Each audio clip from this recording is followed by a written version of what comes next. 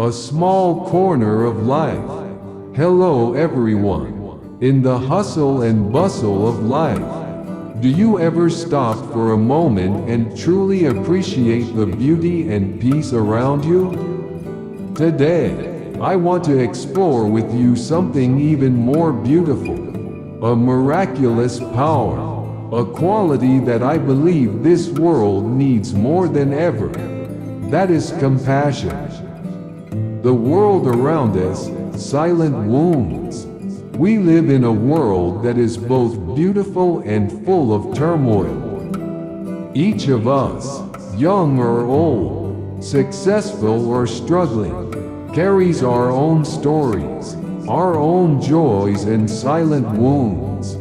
There are pains that cannot be seen with the naked eye, burdens that cannot be weighed or measured. I once witnessed a student with dark circles under their eyes after nights of staying up late to pay for tuition. Or an elderly person with trembling hands, gazing into the distance, filled with indescribable loneliness.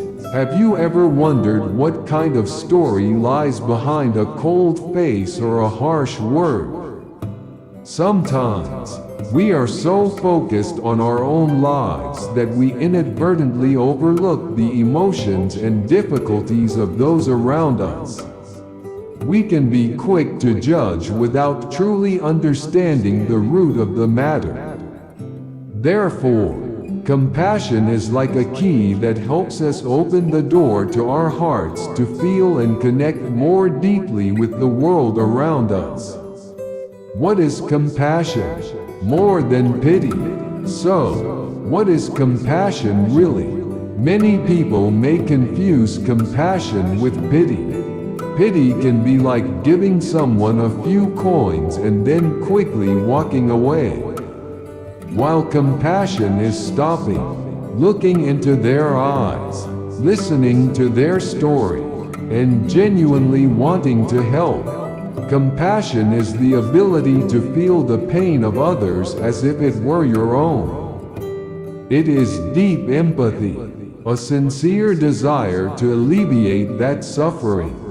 In Buddhism, compassion is one of the four immeasurable minds, four noble states of mind that practitioners need to cultivate. It doesn't just stop at feeling sympathy but also motivates us to act, to find ways to help and bring happiness to all sentient beings. I think that when we truly put ourselves in the shoes of others, feel what they are going through, compassion naturally arises. It is not an obligation, but a natural connection from heart to heart. I have felt the clear difference between a perfunctory word of pity and a sincere, empathetic embrace. The latter touched my heart much more deeply. Why do we need compassion? The invisible connection. So why do we need to practice compassion more in our lives? Because compassion is the invisible thread that connects people to each other. As to this world, when we have compassion, we will reduce suffering, not only for others but also for ourselves. Rancor and resentment only bring more sorrow. Compassion helps us see things in a lighter, more tolerant way.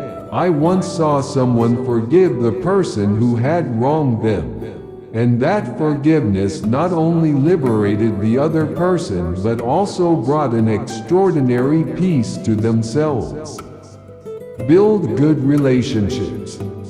A compassionate person will always be loved and trusted. Sincerity and empathy will create lasting and meaningful relationships. Do you believe that a small act of compassion from you can create a ripple effect of goodness? Create a positive community. When each individual has compassion, society will become more harmonious, loving, and supportive. I believe that deep within each person lies the seed of compassion. It's just that sometimes life with its worries and pressures makes us forget to water that seed. Practicing compassion is how we awaken and nurture the best things in our souls. Compassion in filial piety, the foundation of family. In filial piety, compassion is one of the most important foundations. Filial piety is not just about providing material things but also about understanding, empathizing, and sharing the emotional burdens with parents. Parents love their children with all their hearts, and children respond to that love with respect, gratitude, and compassion. I once heard a story about a young person who always patiently listened to their mother's complaints about her health, even though they were sometimes very busy. Or a child who always tried to create a cheerful atmosphere in the family when their father was going through a difficult time. These are expressions of compassion within the family. Family is where we first learn and practice compassion. Small actions such as caring about the feelings of loved ones, helping each other with housework, or simply a sincere word of concern also contribute to building a happy home. Try to recall the moments you received or showed compassion to loved ones. You will see how warm and meaningful it is. Karma and compassion. Sow love, reap peace. The law of karma always operates fairly and accurately. When we sow the seeds of compassion, we will reap the sweet fruits of peace and happiness. Actions that stem from compassion not only benefit others but also accumulate blessings for ourselves. The Buddha taught that every action creates karma, and good karma leads to good results. Practicing compassion is one of the noblest good karmas, helping us purify our souls and move towards liberation. I believe that when we act with compassion, we not only change the lives of others but also change the flow of energy within ourselves. Love and compassion will spread, creating miracles that we sometimes cannot imagine. Think about a time you helped someone sincerely. How did you feel? Surely it was a very peaceful and happy feeling. Right? Practicing compassion in daily life, small steps. So, how can we practice compassion in our daily lives? Especially young people like us? It's not something too grand, but starts from small actions, stemming from sincerity. Listen with empathy.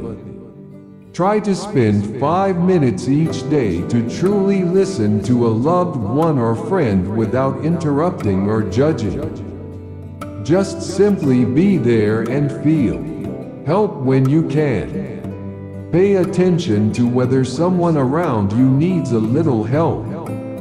It could be carrying things, opening a door, or simply a sincere word of concern. Are you okay?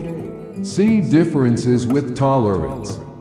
Each person is a unique individual with different views and circumstances. Respect and be tolerant of those differences. Instead of quickly criticizing, be kind to yourself. Don't be too harsh on yourself. Accept your mistakes and learn to love and forgive yourself as you would a close friend. Spread positivity. Try sending an encouraging message to a friend who is going through a difficult time. Or simply a warm smile to someone you meet on the street. I believe that each of us has the ability to create positive changes for this world. Starting from small acts of compassion in daily life. Don't think that you are not strong enough, because one kind act can spark countless other good deeds. Overcoming obstacles. When compassion faces challenges, practicing compassion is not always easy. Sometimes we will encounter difficult situations, people who cause us hurt or discomfort. In times like these, compassion can be challenged. I once found it very difficult to forgive someone who had hurt me. But then, I realized that holding on to resentment only makes me suffer more. Learning to see the problem from multiple perspectives, trying to understand the difficulties of others, is a way to practice compassion even in the most difficult situations. I think that compassion doesn't mean we have to accept all wrongdoing, but that we face everyone and every situation with a generous and understanding heart. Sometimes, silence, patience, or even setting boundaries gently is also a form of compassion. The important thing is our inner attitude, the power of spreading a better world. Compassion is not just a personal quality but also a spreading power. When each of us tries to practice more compassion, this world will become better, more humane. Conflicts will be resolved with empathy. Suffering will be eased with sharing. I dream of a world where everyone treats each other with respect and love, where there is no more hatred and violence. And I believe that compassion is the path to such a world.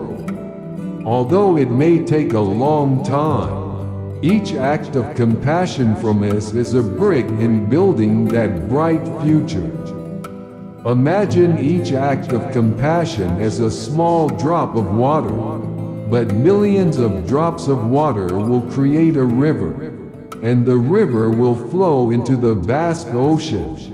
Where does compassion begin? From your heart. So, where can we start practicing compassion? The answer is very simple. From your own heart. Start by paying attention to your own emotions, accepting your weaknesses, and cultivating compassion for yourself.